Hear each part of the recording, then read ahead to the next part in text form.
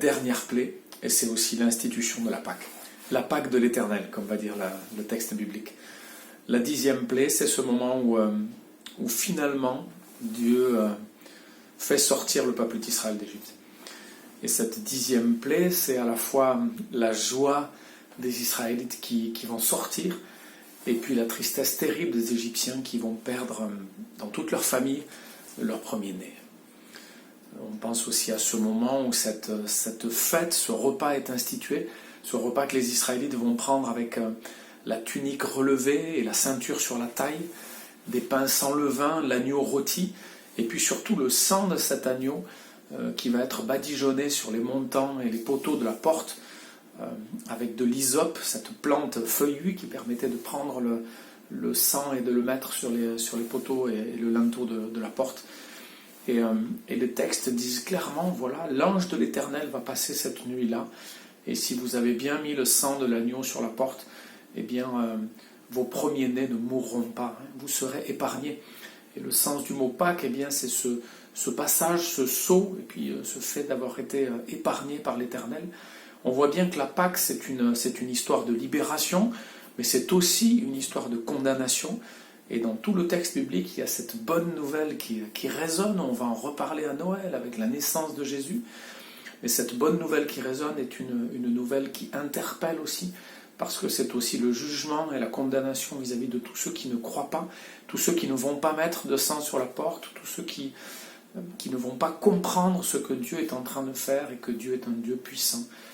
Donc les chapitres 12, 13, 14, c'est la libération d'Israël, mais c'est aussi la condamnation et la mort des premiers-nés, la condamnation de tous ceux qui ne croient pas. Quand on lit ces chapitres, on voit en fait le peuple d'Israël qui sort d'Égypte. Il va sortir avec tout un ramassis, on en parle au chapitre 21 du livre des Nombres. Il y a des Égyptiens qui partent certainement avec les Israélites, il y a des pauvres aussi d'Égypte, des membres de la tribu Hyksos.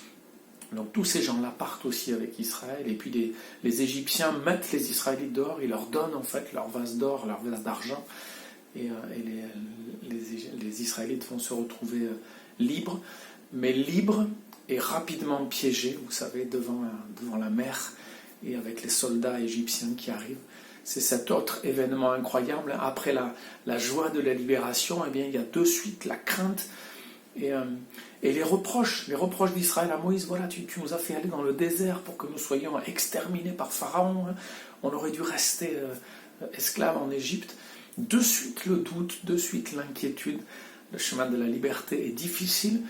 Être libéré par Dieu, c'est extraordinaire, mais ça ne veut pas dire que le chemin sera facile.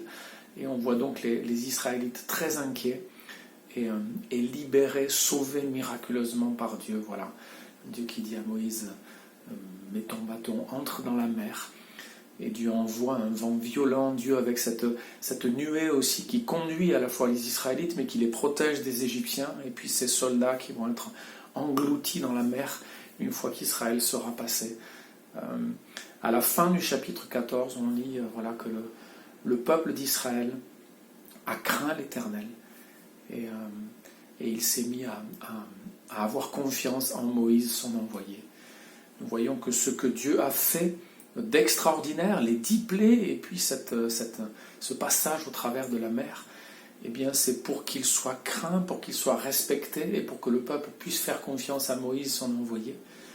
C'est aussi pour manifester son jugement et sa colère. Donc voilà, nous n'avons pas un Dieu qui soit amour au point de ne pas faire justice.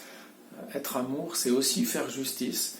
Et nous voyons dans ces passages, dans cette institution de la Pâque, dans ce repas qui annonce évidemment la venue et la mort de Jésus-Christ, eh bien nous voyons à la fois le jugement et puis le salut.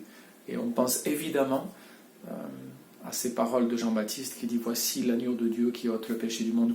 Comment comprendre ces paroles si nous ne lisons pas l'Exode, si nous ne voyons pas ce repas où un agneau est sacrifié pour que les premiers-nés soient sauvés? Eh bien Jésus est cet agneau qui ôte le péché du monde.